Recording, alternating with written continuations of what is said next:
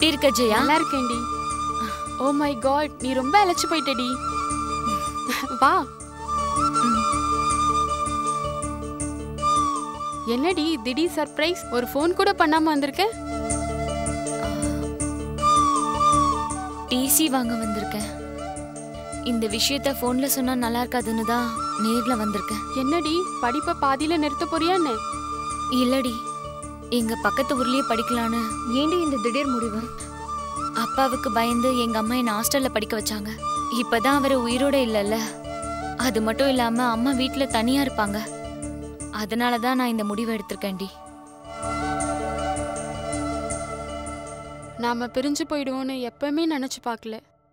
ஏண்டி பிரிஞ்சு போக போறோம்? சேர்ந்து படிக்க போறதில்ல, அவ்வளவுதானே. இவ ஊர் என்ன அவ்வளவு தூரமா? நமக்கு எப்பெல்லாம் தோணுதோ அப்பெல்லாம் போய் பார்த்துட்டு வரலாம். ஹாஸ்டல் காலி பண்ணிட்டியா நீனு? இல்ல, டிசி வர்றதுக்கு 1 or 2 days ஆகுமா. அது வரைக்கும் அங்க இருக்கலான்னு. ஹாஸ்டல்ல வேணா ஒன்னும் வேணாம், நீ என் கூடவே எங்க வீட்லயே இருக்க போற. ஆமா, மறுபடியும் இந்த மாதிரி வாய்ப்பு கிடைக்காது. அதுவும் கரெக்ட் தான்டி. நீலு, இவளை கல்யாணம் பண்ணி வைக்க உங்க வீட்ல முடிவு பண்ணிட்டாங்க. அப்படியா? ஹேய், கங்க்ராட்ஸ் டி. கொஞ்ச நேரம் கூட உளறல. விடுங்க பூஜா, பரவாயில்லடி. எனக்கு இப்போதைக்கு கல்யாணமே பண்ணிக்க விருப்பம் இல்லடி. அந்த விஷயத்தை பத்தி தான் பேசிட்டு இருந்தோம், அதுக்குள்ள நீயே வந்துட்ட. சரி, எல்லாம் பொறுமையா உட்காந்து பேசிக்கலாம். ஏய் பூஜா, உங்க டாடிக்கு ஃபோன் பண்ணி நைட் இங்கே தங்குறேன்னு சொல்லிடு. ஓகே ஓகே, அதெல்லாம் நான் பாத்துக்கிறேன். நீங்க 2 பேரும் என் பேச்ச கேட்டீங்கன்னா நான் இங்க இருக்கேன். ஷியோர். என்ன அது சொல்லு. ப்ராமிஸ் பண்ணுங்க. அதுல என்னடி சந்தேகம்? ப்ராமிஸ்லாம் எதுக்கு? ப்ராமிஸ் பண்ணுங்க, நான் சொன்னதை செய்யறேன்னு. ஏன், என்னன்னு சொல்ல மாட்டியா? சொல்ல மாட்டேன், முதல்ல ப்ராமிஸ் பண்ணுங்க. அவ்வளோ சீக்ரெட்டா என்ன? நான் சொன்னதுக்கு அப்புறம் அதை நீங்க மறுக்கலாம். சரிடி, ப்ராமிஸ். டன். சொல்லு. இங்க பாருங்க, வாக்கு கொடுத்துருக்கீங்க, அப்புறம் மீறக்கூடாது. அப்பா, சஸ்பென்ஸ் வைக்காதடி. என்னன்னு சீக்கிரம் சொல்லு. நம்ம 3 பேரும் நாளைக்கு சிவன் மலைக்கு போய் அந்த சன்னியாசி கிட்ட மன்னிப்பு கேட்டுட்டு வரலாம்.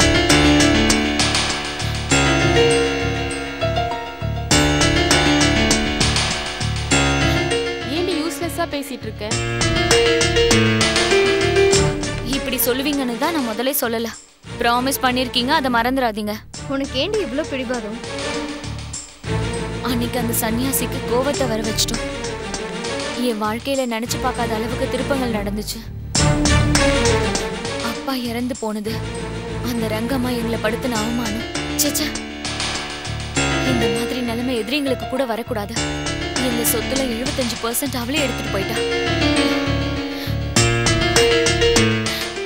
இதெல்லாம் அந்த சன்னியாசி சபிச்சதுனாலதான் வந்தது. நமக்கு சாபம் கொடுக்குற சக்தி அந்த சன்னியாசிக்கு இருந்தா சோத்துக்கு பிச்சை எடுத்துக்கிட்டு அந்த கோவில்ல ஏன் இருக்கணும்? சோத்துக்கு லாட்டரி அடிக்கிறவனு நீ எப்படி சொல்லலாம்?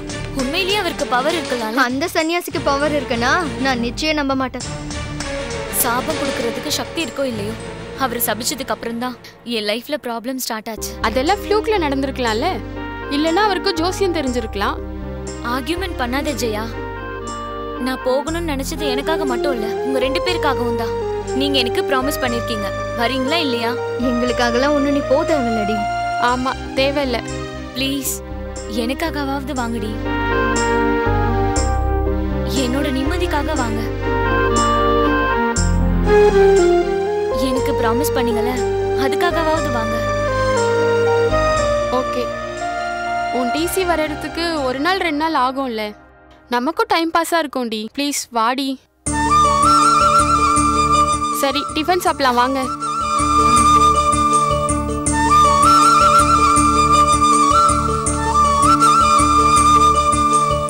டாடி, டிஃபன் சாப்பிட்டீங்களா? சாப்பிட்டம்மா. அம்மா பரிமாற்றமாமா? வேண்டாம், நாங்களே சாப்பிட்றோம். அம்மாடி ஜெயா, நீ நீலாம்பரியோட ஃபாதர் இறக்கிறதுக்கு முன்னாடி அவங்க வீட்டுக்கு போயிருந்தல்ல? நீ ஊருக்கு போகும்போது ஜோசியர் ரங்கசாமி இங்க வந்து ஒரு சீட்டு எழுதி கவர்ல போட்டு கொடுத்தாருல்ல, அதுல என்ன இருக்குன்னு படிச்சியா? எனக்கு என்ன தெரியும், அது நீங்க தானே வச்சிருந்தீங்க. அட ஆமா இல்ல, அதை நீ எங்கிட்டயே வச்சிருக்க சொன்னல, அதை நான் எங்க வச்சேன்னு தெரியலையே. பஞ்சாங்கத்துக்குள்ள வச்சேன். கந்தசாமி, போய் பஞ்சாங்கத்தை எடுத்துட்டு வா. சரிங்க ஐயா. ஜெயா, உன் டாடி எதை பத்தி பேசுறாரு? நம்ம நீல வீட்டுக்கு போறதுக்கு முன்னாடி ஒரு ஜோசியக்காரர் எங்க வீட்டுக்கு வந்திருந்தாரு. நானும் டாடியும் நீலுவோட அப்பாவை பத்தி பேசிட்டு இருக்கும்போது அதை கேட்டுட்டு அவர் ஏதோ சீட்ல எழுதி கொடுத்தாரு. நான் ஊர்ல இருந்து வந்தோன்னு அதை ஓபன் பண்ணி பார்க்க சொன்னாரு. அதுக்கப்புறம் நான் அதை மறந்தே போயிட்டேன். எங்க ஃபேமிலி பத்தி எழுதியிருப்பாரா? நானும் அதான் நினைக்கிறேன் நீலு. உங்க ஃபேமிலி பத்தி தான் எழுதியிருப்பாரு. அவர் வேற என்ன எழுதிருக்க போறாரு? ஐயா இந்தாங்க ஐயா.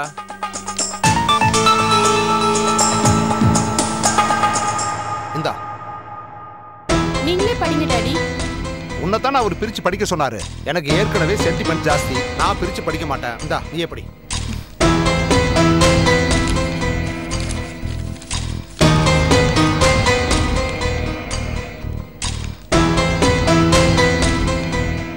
எங்க எங்க கூட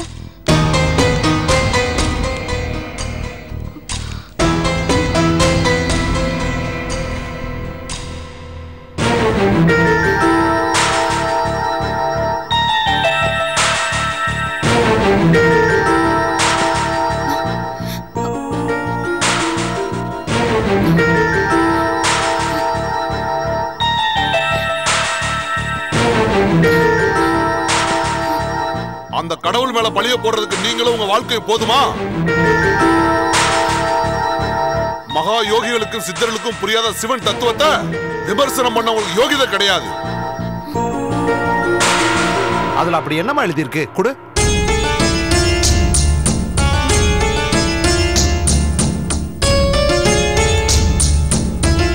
உன் தோழியின் தகப்பனுக்கு மரணம் நிச்சயம். பாத்தியாமா, நீங்க 2 பேரும் அந்த ஊருக்கு போறதுக்கு முன்னாடியே என்ன நடக்க போகுதுங்கிறத தெளிவா எழுதியிருக்காரு பாரு. அவர்கிட்ட நிறைய சக்தி இருக்குமா. நான் சொன்னா நீ நம்ப மாட்டேங்கிற. பரவ சாஸ்திரப்படி போற நேரத்தை வச்சு கணக்கு போட்டு பார்த்தா காரியம் நடக்குமா இல்லையான்னு தெரியும்னு சொல்லுவாங்க. ஆனா அந்த அளவுக்கு அவர் கணக்கு போடலையே. ஆனா டக்குன்னு எழுதிட்டாரே. இப்ப அவர் எங்க இருப்பாரு? பாம்பேல இருக்கலாம், டெல்லியில இருக்கலாம், அவ்வளவு ஏன் அமெரிக்கால கூட அவர் இருக்கலாம். எப்ப எங்க இருப்பாருன்னு யாராலையும் சொல்ல முடியாது. எங்க இருந்தாலும் அவரு ரொம்ப கால்குலேட் பண்ணி எழுதியிருக்காரு. சரி, முடிஞ்சு போன விஷயத்தை பேசி இப்ப என்ன பிரயோஜனம்? அம்மா, அவர் அடுத்த வாட்டி வரும்போது நீ கண்டிப்பா அவரை மீட் பண்ண. அப்புறம் 3 பேர் டிஃபன் சாப்பிட்டு ரிலாக்ஸ் பண்ணுங்க. எனக்கு ஒரு வேலை இருக்கு, நான் போயிட்டு வந்துடுறேன். அம்மாடி பூஜா, நீலாம்பரி, நான் வர்றேம்மா. ஓகே. அம்மாடி ஜெயா, அவங்க 2 பேரையும் நல்லா கவனிச்சுக்கணுமா. நமக்கு கெட்ட பேர் வந்துடக்கூடாது. வாங்கடி டிஃபன் சாப்பிடலாம். நீலு,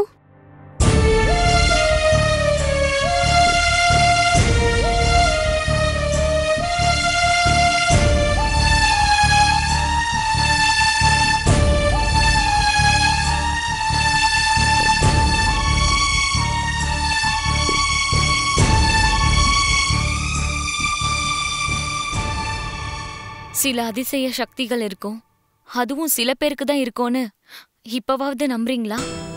எனக்கு என்னவோ நம்பணும்னு தோணல. ஸ்கூல் காம்போசிஷன் மாதிரி எதை பத்தி பேசினாலும் அந்த சன்னியாசியோடவே லிங்க் பண்றியே. நீ அந்த டாபிக்கே விட மாட்டியா? விட மாட்டேன். அந்த சிவன் மலை சன்னியாசி கிட்ட எக்ஸ்பிளனேஷன் கேட்டாதான் என் மனசுக்கு ஆறுதலா இருக்கும். கடவுளை அவமானப்படுத்தினதுக்கு அதுக்கான முதல் தண்டனையை நான் அனுபவிச்சுட்டு இருக்கேன். உங்களுக்கு எதுவும் ஆகக்கூடாதுன்னு தான் நான் சிவன் மலைக்கு போகணும்னு சொல்றேன். உன் பேச்சில் சயின்டிஃபிக் ரீசன் புரியுது எனக்கு. நம்ம கண்டிப்பா சிவன் மலைக்கு போறோம், ஓகேவா? ஓகேடி, நான் இப்ப கிளம்புறேன். நாளைக்கு சிவன் மலைக்கு போகணும் இல்லையா? வீட்டுல எதையாவது சொல்லி மேனேஜ் பண்ணணும்ல. நான் போய் பூஜாவை அனுப்பிட்டு வரேன். பாய் நீலு, நான் ஈவினிங்கா வரேன்.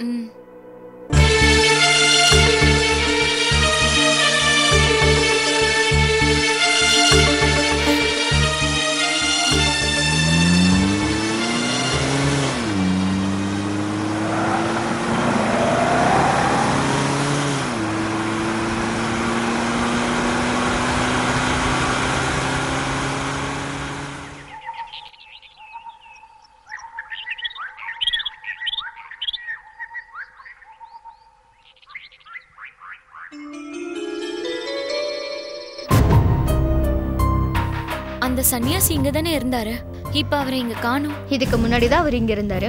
இப்போவும் இங்கதான் இருப்பாருன்றதுக்கு கேரண்டி என்ன? இங்க இருப்பாருன்னு வந்தோம், கொஞ்ச நேரம் வெயிட் பண்ணலாண்டி.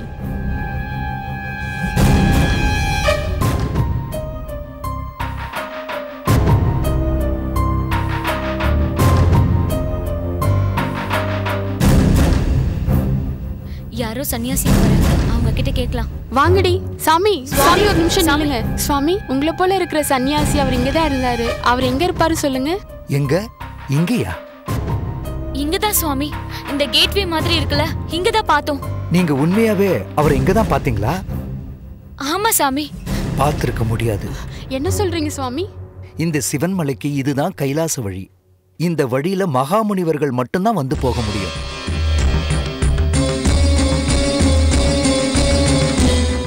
இது கைலாச வழியா?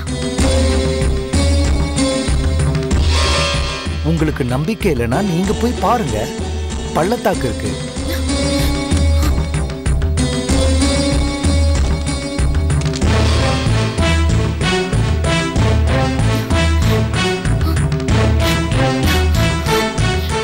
இப்ப நம்பிக்கை வந்துதா? ஆமா சாமி, நீங்க சொன்னது உண்மைதான். நீங்க ரொம்ப அதிர்ஷ்டக்காரங்க. அவர் யாருன்னு தெரியாது, ஆனா 5 வருஷத்துக்கோ 10 வருஷத்துக்கோ ஒரு தடவை தான் அவர் மனுஷங்க கண்ணில் படுவாரு.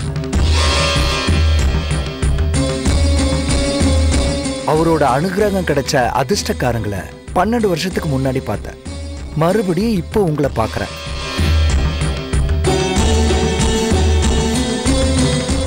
அவர் எங்ககிட்ட பேசினதுல சில சந்தேகங்கள் இருக்கு. அதை உங்களால தீர்த்து வைக்க முடியுமா சாமி? இந்த மாதிரி கேள்வி கேட்கிறவங்களுக்கு பதில் சொல்றதுக்கு எங்களுக்கு சக்தி கிடையாது.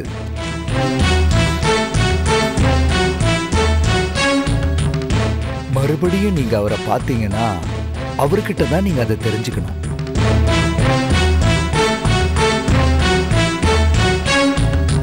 அவருடைய பார்வைப்பட்ட நீங்க தன்யம் அடைவீர்கள். உங்களை பார்த்ததில் எங்களுக்கு சந்தோஷம். போயிட்டு வாங்க. அவருடைய சொல்லுக்கு அர்த்தம் சொல்ற அளவுக்கு நாங்க பெரிய ஆளுங்க இல்ல. நீங்க போயிட்டு வாங்க. ஓம் ஹரஹர மகாதேவக சம்போ சங்கரா.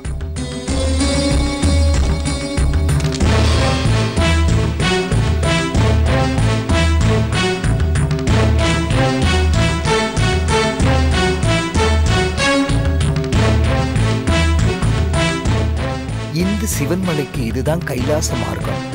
இந்த வழியில மகான்கள் மட்டும்தான் வந்து போக முடியும். சரி வாடி போலாம். நீலு, வருத்தப்படாதடி, இன்னொரு நாள் வந்து பார்க்கலாம்.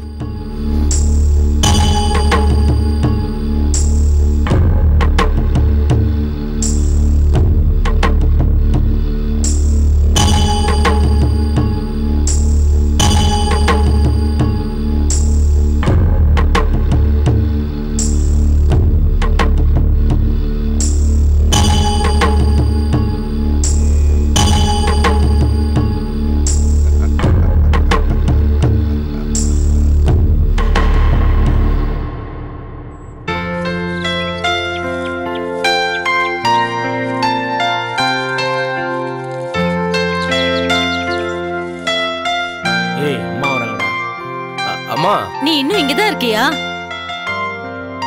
அதுக்குள்ள பஸ் வராதுமா, கொஞ்ச நேரம் ஆகும். அதுக்குள்ள நிலா வந்துட்டா ரொம்ப கஷ்டமாயிடும். நீ போ. சரிங்கம்மா. டேய், நான் பஸ் ஸ்டாண்டுக்கு போயிட்டு வரேன். சரி, நான் வயலுக்கு போயிட்டு வர வேலை இருக்கு. நீ வயலுக்கு போனா வீட்ல யாரா இருப்பாங்க? நான் வர வரைக்கும் இங்கே இரு.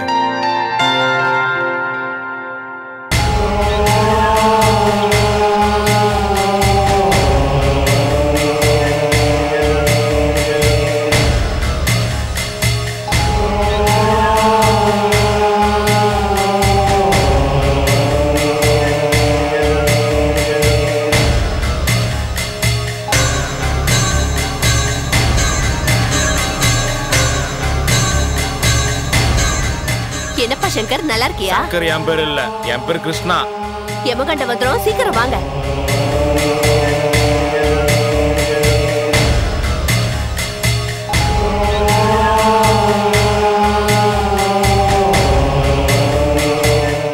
இங்க பாருங்க, இங்க என்ன நடந்தாலும் நமக்குள்ளதான் இருக்கணும். 3வது மனுஷங்களுக்கு தெரியக்கூடாது. என்ன? சரி. என்ன தீபா?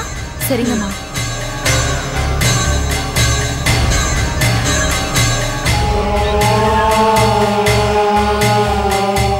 நீங்களா இங்கே இருங்க. லட்சுமி அக்கா, லட்சுமி அக்கா, எங்க இருக்கீங்கக்கா? அம்மா, அக்கா இங்க இருக்காங்க. நீங்க இங்க இருக்கீங்களா?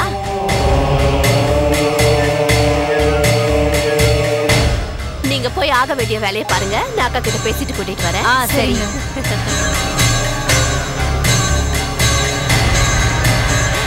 எப்படி இருக்கீங்க அக்கா? நல்லா இருக்கேன். பொட்டு இல்லாம என் முகத்தை பார்த்து எனக்கே பழகி போச்சுக்கா. ஆனா உங்களை இப்பதான் நான் பாக்குறேன். பார்க்கும் போதே அழணும் போல இருக்கு. ஆனா அவர் போனதுக்கு அப்புறம் என்னோட மனசே கல்லாயிடுச்சுக்கா. என்ன ஆசீர்வாதம் பண்ணுங்கக்கா. என் மேல இருக்கிற கோபம் உங்களுக்கு இந்த ஜென்மத்துல போகாதுன்னு தெரியும். என் கூட வாங்கக்கா, உங்ககிட்ட ஒரு முக்கியமான விஷயம் பேசணும். வாங்கக்கா, அப்படி உட்கார்ந்து பேசலாம். இப்படி வந்து உட்காருங்கக்கா.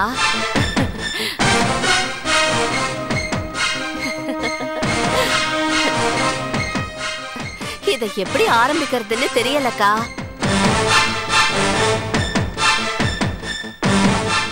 அண்ணி, இதை எப்படி ஆரம்பிச்சா நல்லா இருக்கும்? நல்ல காரியம் எப்படி ஆரம்பிச்சாலும் நல்லா இருக்கும். நீங்க சொல்றது சரிதான். நல்ல காரியத்தை எப்படி ஆரம்பிச்சா என்ன? அது வந்துக்கா, நீலாம்பரி எங்க வீட்ல இல்ல போல இருக்கு.